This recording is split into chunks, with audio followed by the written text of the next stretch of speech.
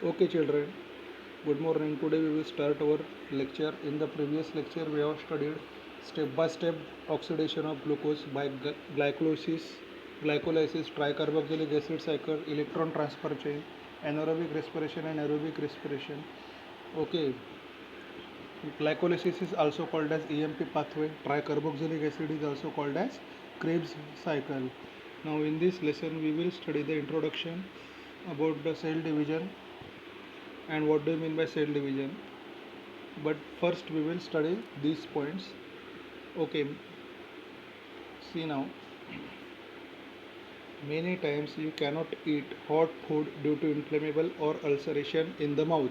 म्हणजे बऱ्याच वेळेला तुम्ही एकदम गरम अन्न खाऊ शकत नाही कारण तुमच्या तोंडामध्ये अल्सरेशन म्हणजे तोंड आलेलं आहे, आपण त्याला म्हणतो तोंडात फोड येतात किंवा काय खाता येत नाही किंवा जळजळ होते, त्याला अल्सरेशन इन माउथ म्हणतात.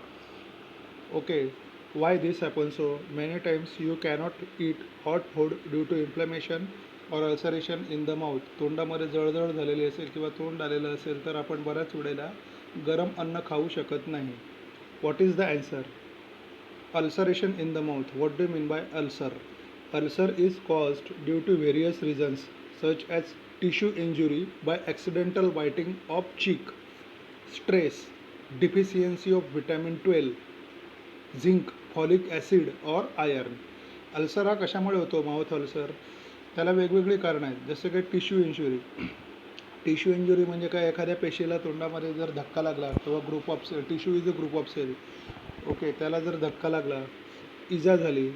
Bye accidental biting of the cheek. Accidental biting of the cheek म्हणजे काय, जर तुमचा गाल आतल्या दाताखाली आला, हिरडी चावली गेली आपण म्हणतो ना, आपलं ओठ चावला गेला वगैरे, तसं काही झालं तर.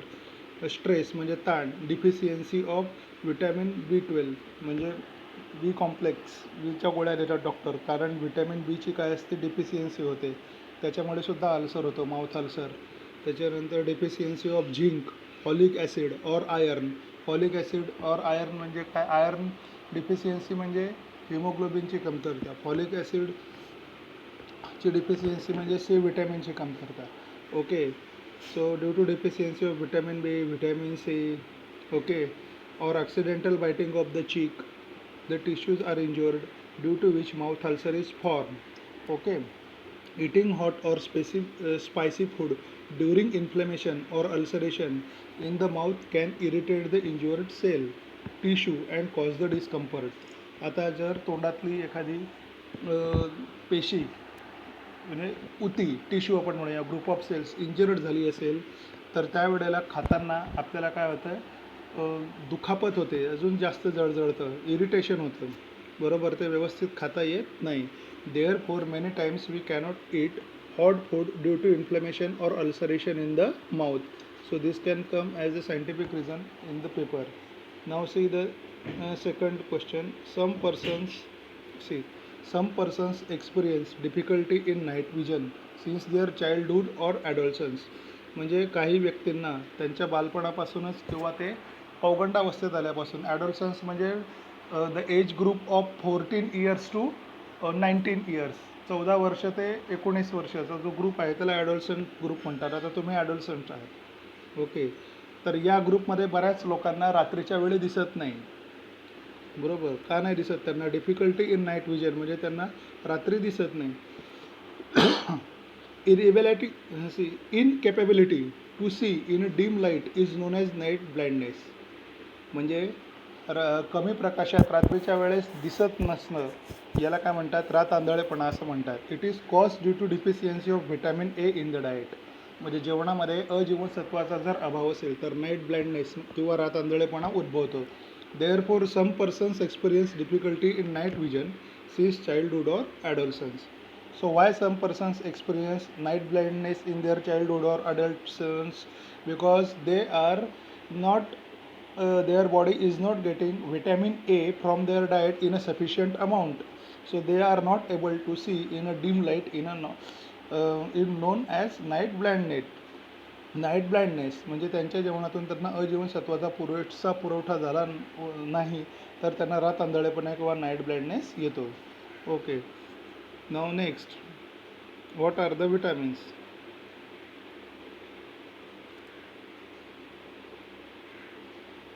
Now see here.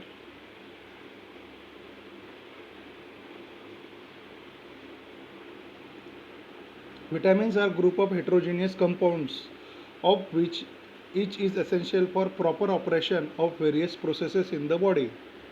बरोबर, म्हणजे विटॅमिन म्हणजे काय, जीवनसत्व आहे.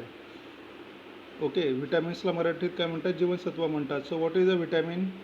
Vitamin is a group of heterogeneous compounds of which each is essential for proper operation of the various processes in the body. म्हणजे शरीरामध्ये ज्या काही प्रक्रिया चालतात त्या प्रक्रिया व्यवस्थित होण्यासाठी विटॅमिनचा जो ग्रुप आहे, विटॅमिन्स म्हणजे काय, जीवनसत्व, it is a group of heterogeneous compound, त्याची आवश्यकता असते. Okay, heterogeneous compound. Vitamins are the heterogeneous compounds of which each is essential for proper operation of various processes in the body. शरीरामध्ये ज्या वेगवेगळ्या प्रोसेसेस चालतात, बरोबर आहे की नाही, कन्झम्पशन ऑफ फूड, त्याच्यानंतर ingestion, digestion, excretion, blood circulation, या वेगवेगळ्या प्रोसेसेस ज्या आहेत त्या सगळ्या प्रोसेसेस प्रॉपर चालण्यासाठी, ते ऑपरेशन प्रॉपर चालण्यासाठी our body needs the various vitamins. Vitamins are the heterogeneous group of compounds. There are main 6 types of vitamins. For example A, B, C, D, E and K. 6 प्रकारचे vitamins आहेत. कोणकोणते आहेत? A, B, C, D, E and K. Vitamins A, vitamin B, vitamin C, vitamin D, vitamin E, vitamin and K vitamin. Out of these, A, D, E and K are fat soluble, whereas B and C are water soluble. B and C are water soluble. Out of these 6 vitamins, which vitamins are fat soluble?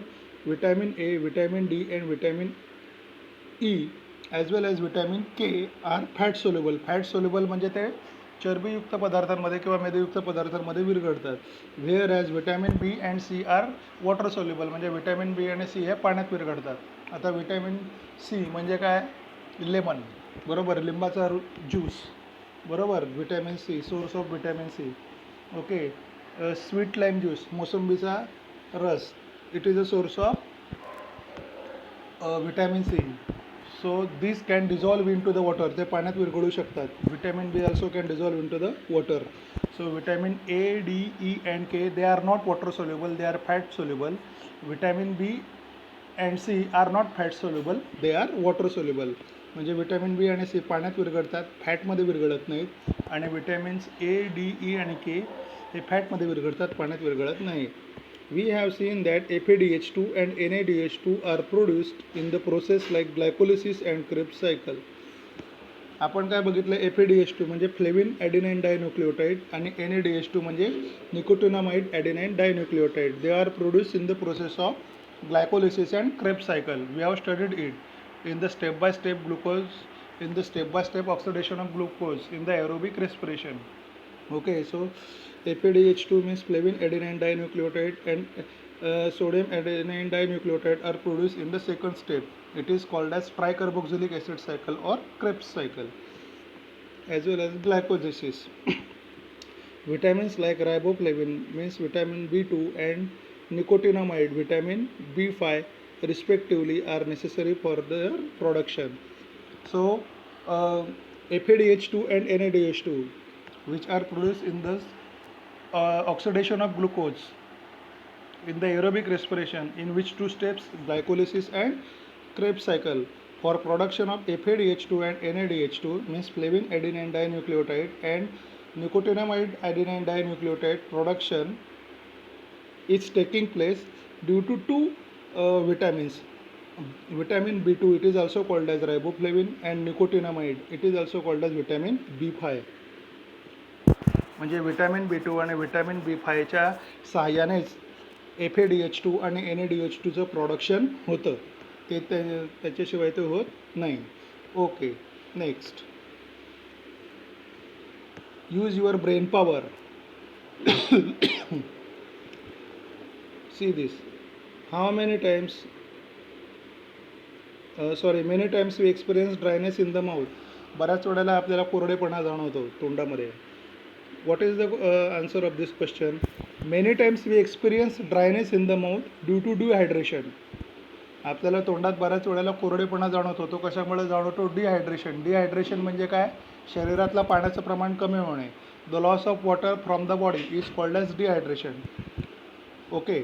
While running, walking, playing और other activities our body loses water in the form of sweat. आपण जेव्हा चालतो, धावतो, खेळतो किंवा इतर ज्या क्रिया करत असतो त्यावेळेला आपल्या शरीरातून पाणी घामाच्या वाटे बाहेर पडत असतं. स्वेट म्हणजे घाम. Okay. So the loss of the water is taking place from our body. Thus to maintain the water level in the body we feel thirsty or experience dryness in the mouth as a signal to consume more water.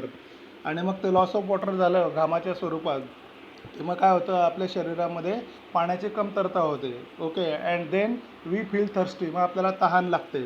And our body demands a water to fulfil the need of the water. आणि मग आपले शरीर काय करत असतं? आपल्याला पाण्याची मागणी करत असते ते कमतरता भरून काढण्यासाठी. And therefore we feel we experience the dryness in the mouth as a signal to consume more water. आणि म्हणून आपल्याला तोंडात कोरडेपणा जाणवतो. बरोबर आहे की नाही? की ती एक तो एक संकेत असतो तोंडातला कोरडेपणा, की आता आपण पाणी प्यायला पाहिजे, आपल्याला शरीराला पाण्याची गरज आहे, आपल्याला तहान लागलेली आहे. Okay. Second, oral rehydrating solution, salt solution is frequently given to the person experiencing the loose motion. Loose motion म्हणजे हागवण. लूज मोशन म्हणजे काय? हागवण. ज्या व्यक्तीला हागवण लागलेली आहे, सारखं त्याला डिसेंट्रीला जावं लागतं, बरोबर आहे की नाही, त्याला ORS सोल्युशन देतात. ORS सोल्युशनला मराठीत काय त्याला मराठीमध्ये क्षार संजीवनी म्हणतात. Okay. Oral rehydration solution. Okay. आता बऱ्याच वेळेला बघा, आपण इलेक्ट्रॉल पावडर घेतो किंवा ग्लुकॉन डी घेतो किंवा घरात साधं लिंबू पाणी करून पितो जर आपल्याला लूज मोशन झाले असतील तर. आणि त्या लिंबू पाण्यामध्ये मीठ पण आपण टाकतो, बरोबर. काय रिझन आहे त्याचं? जेणेकरून डिहायड्रेशनमुळे जे मिनरल्स आणि सॉल्ट्स, मी काय शब्द वापरतो लक्षात ठेवा, due to dehydration and loose motion the minerals and salts from our body are getting lost. So we are feeling our body is feeling the deficiency of that mineral and salts. So as to fulfill the deficiency of the mineral and the salts, we are consuming the solutions like ORS, lemon water, lemon juice, Glucon D, etc. Okay. Proper तुम्हाला आता याचा answer सांगतो. In loose motions or diarrhoea body loses excess amount of fluids and salt.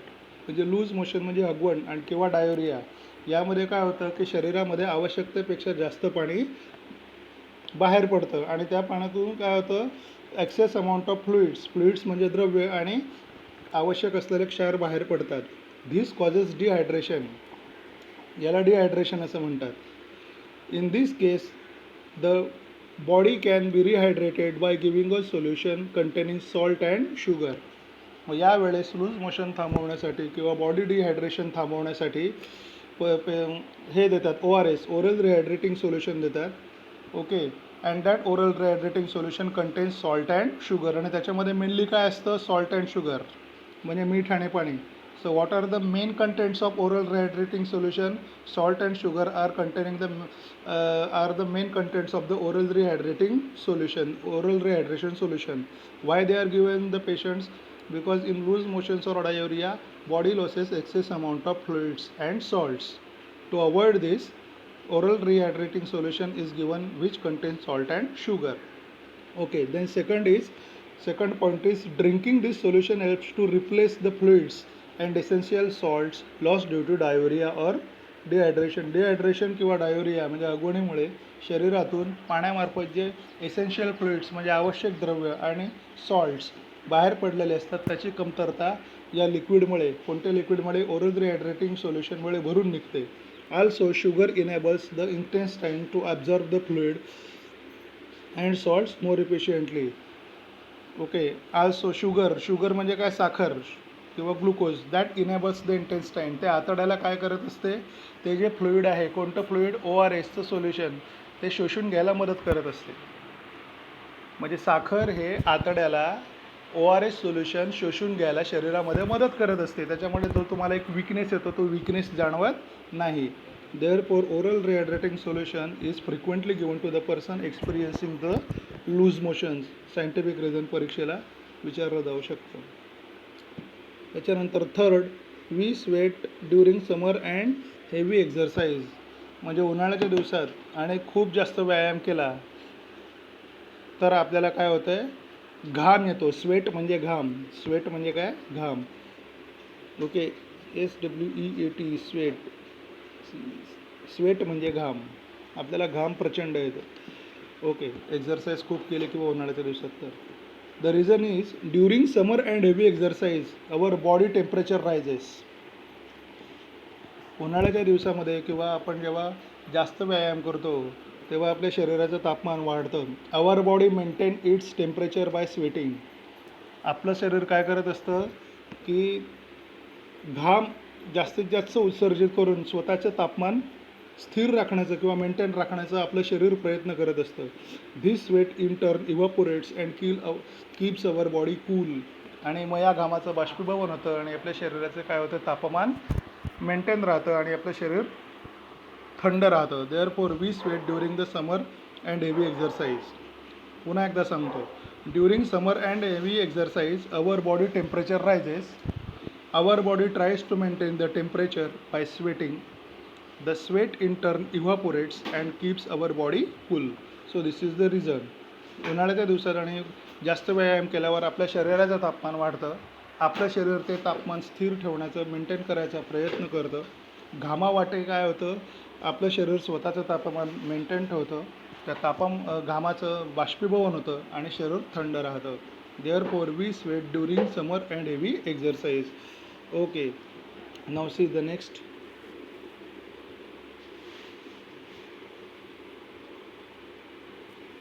See, there are about 65 to 70% water in our. There is about 65 to 70% water in our body. आपल्या शरीरात 65 ते 70% पाणी असतं. Each cell contains 70% water by weight.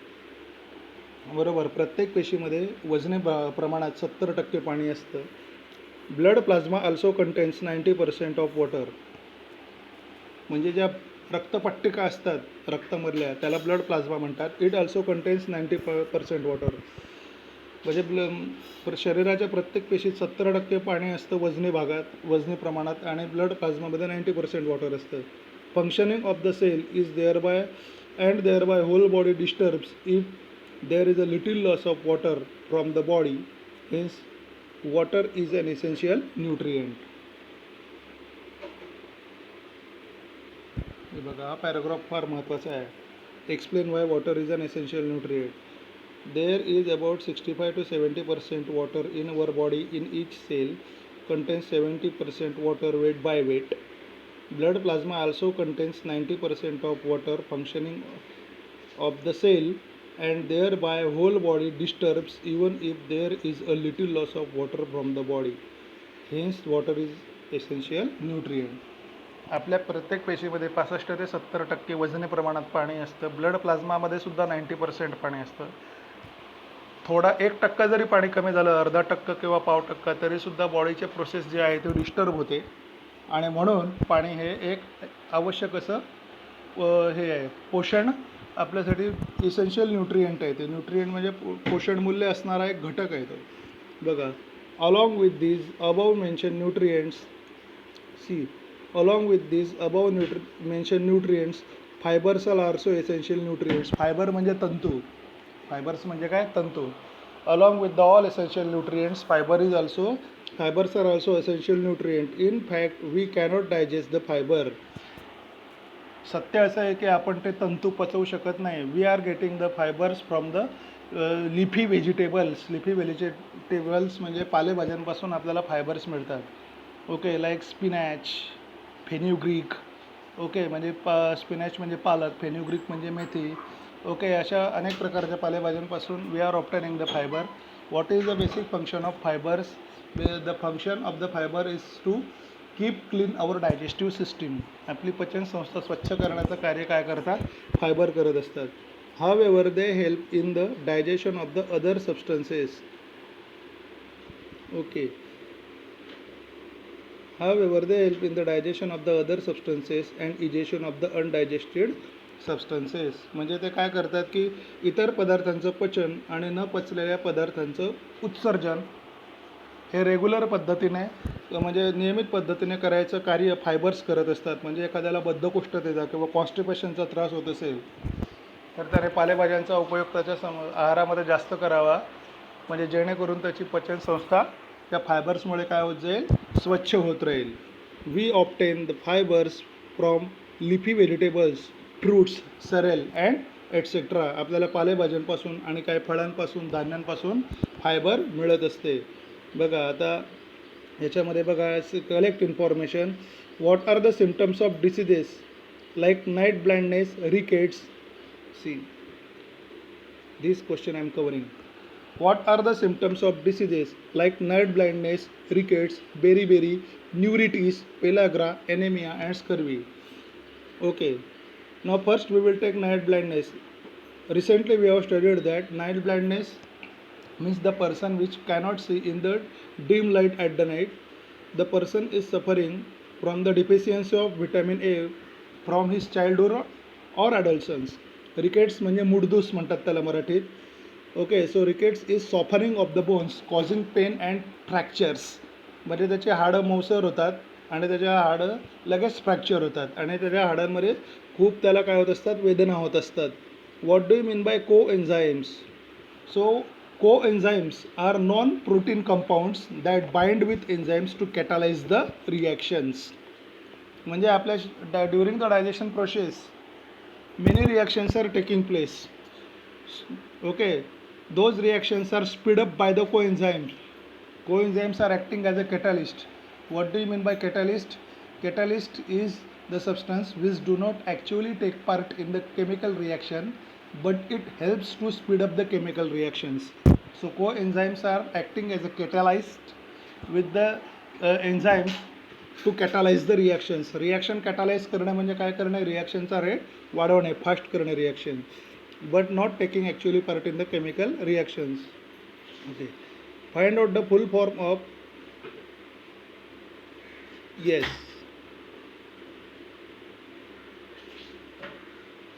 find the full form of FAD, FN, FMN, NAD and NADP. आता FAD म्हणजे काय, flavin adenine dinucleotide. FMN म्हणजे flavin mononucleotide.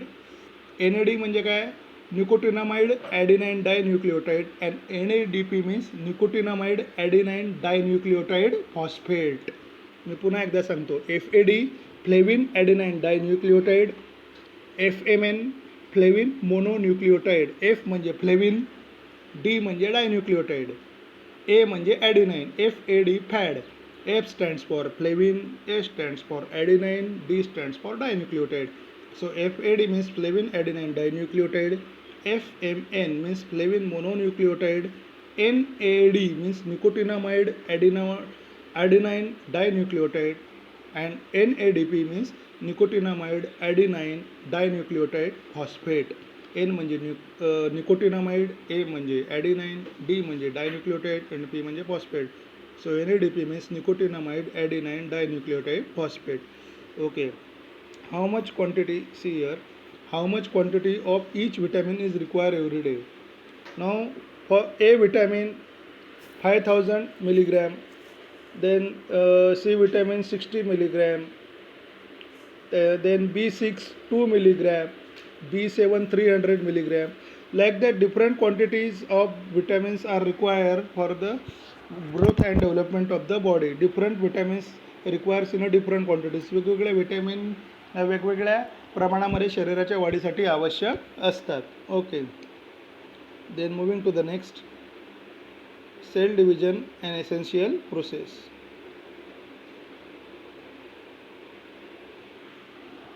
Cell division and essential process. Okay, what happens when the cells of to the cells of injured tissue. What happens to the cells of injured tissue? Injured tissue म्हणजे अवयव, बरोबर आहे की नाही. Tissue म्हणजे एखादा म्हणजे group of cells.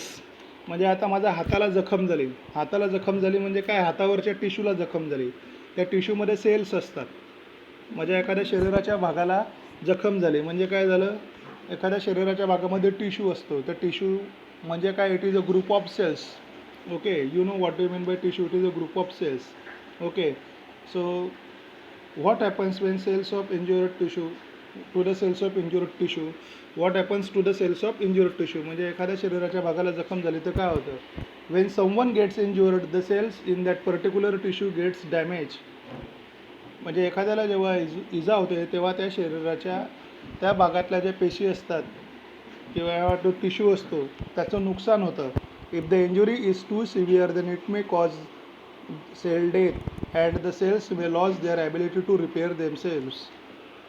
जर दुखापत ही खूप मोठ्या प्रमाणावर आणि गंभीर असेल तर त्यामुळे पेशींचा मृत्यू होण्याची शक्यता असते आणि पेशी स्वतःचं नुकसान भरून काढण्याची पेशीची जी ॲबिलिटी असते ती पेशी काय करते, गमावते. Okay. If the injury is too severe, then it may cause the cell death and cells may lose their ability to repair themselves. Okay, so what happens to the cells of injured tissue? When someone gets injured, then cells in that particular tissue gets damaged. If the injury is too severe, then it may cause cell death and cells may lose their ability to repair themselves. Whether new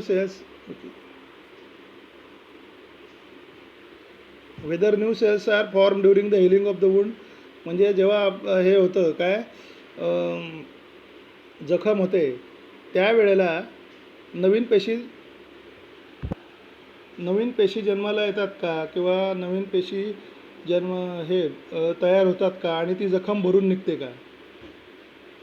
C this question, second question. या प्रश्नाचा अर्थ बघा. Whether new cells are formed during healing of the wound? Yes, new cells are formed during healing of the wound. जखम भरून येताना नवीन पेशींची निर्मिती होते. Do the plants get injured when do we pluck the flowers? म्हणजे आपण फुलं तोडल्यानंतर वनस्पतींना इजा होते का. How are those wounds are healed? आणि मग जर होत असेल तर त्या जखमा कशा भरून निघतात. Yes, plants get injured when we pluck flowers. Meristematic tissue, you have studied regarding the type of the tissues, simple tissue and complex tissue. Okay, in that one is the meristematic tissue, okay, which is present in the plant. It gives rise to the new cells at the site of the injury and help plants to heal their wounds. म्हणजे फुलं तोडल्यावरती वनस्पतींना इजा होते आणि ती इजा मेरिस्टेमॅटिक tissue जो असतो प्लांट्समध्ये त्या मेरिस्टेमॅटिक टिश्यूमुळे ती इजा भरून निघते. Okay. So plants get injured when we pluck flowers. Meristematic tissue present in plants give rise to new cells at the site of injury and help plants to heal their wounds. Now fourth,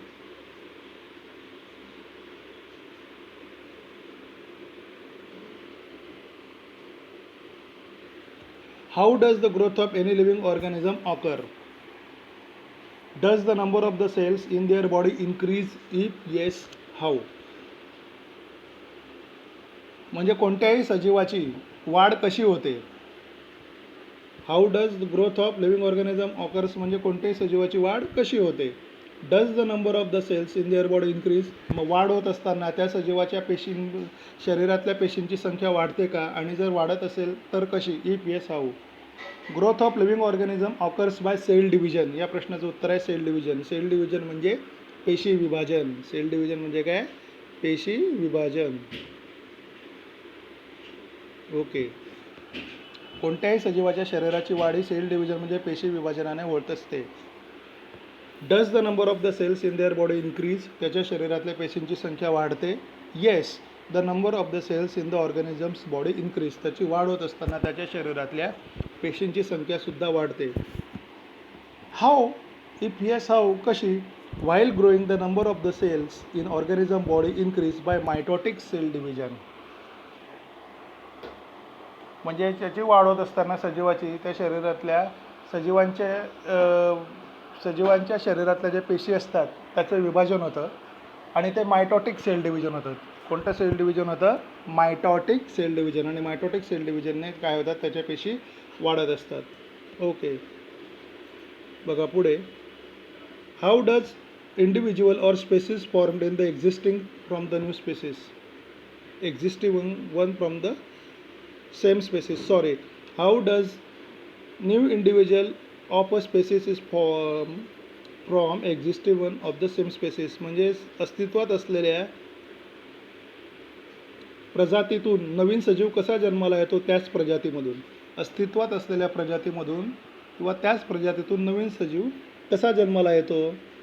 बघा, organism of one species give rise to the another organism by of the same species by the process of reproduction. Organism of one species give rise to the or birth to the another organism of the same species by the process of reproduction. एकाच प्रजातीचा सजीव दुसऱ्या त्या सजीवाला त्याच प्रजातीमध्ये जन्माला घालतो, बरोबर. त्या प्रोसेसला काय म्हणतात? रिप्रोडक्शन असं म्हणतात. The process is called as reproduction. Okay, now we will study this paragraph.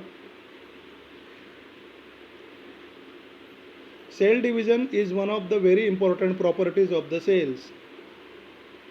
पेशी विभाजन हा पेशींचा शरीरातला एक महत्त्वाचा गुणधर्म आहे. सजीव प्राण्यांच्या शरीरातल्या पेशी विभाजन हा एक महत्त्वाचा गुणधर्म आहे.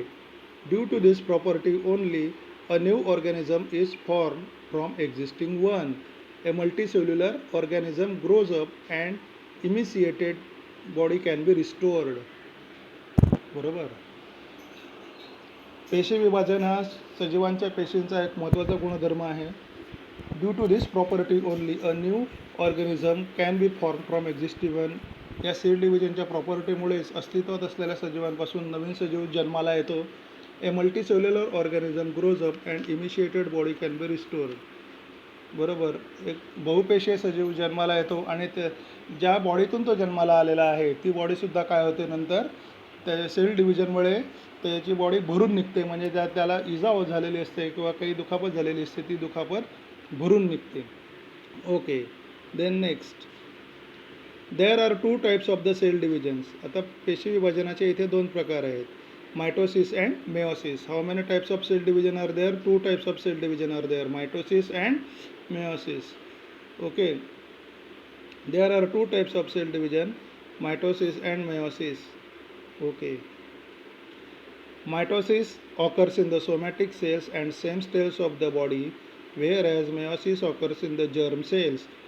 Mitosis is a type of cell division where it is occurring in the stem cells or the somatic cells of the body, and meiosis occurs in the germ cells of the body. Germ cells म्हणजे sperms and ओवा, शुक्राणू आणि अंडपेशी, याला germ cells म्हणतात.